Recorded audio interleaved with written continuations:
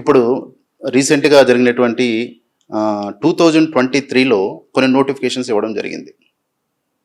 Group 1, group 2, deputy education officer కానీ, forest officers కానీ ప్రభుత్వం నోటిఫికేషన్ ఇచ్చిన తర్వాత, ఎందుకంటే ఒక అధికారి నోటిఫికేషన్ ఇచ్చేటప్పుడు దానికి సంబంధించినటువంటి జీవోలు సక్రమంగా వాళ్ళు ఇవ్వలేకపోతే ఆ నోటిఫికేషను దాన్ని పూర్తి అవ్వడానికి దాదాపుగా 5 నుంచి 10 సంవత్సరాలు కూడా పట్టిన సందర్భాలు కూడా ఉన్నాయి.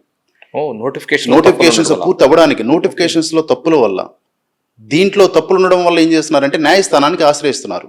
అంటే మనం వెళ్ళి అధికారులను ఎప్పుడైతే విన్నవించుకుంటామో అధికారులు సరైన స్పందన ఉండదు, ప్రభుత్వం నుంచి ఎటువంటి స్పందన ఉండదు.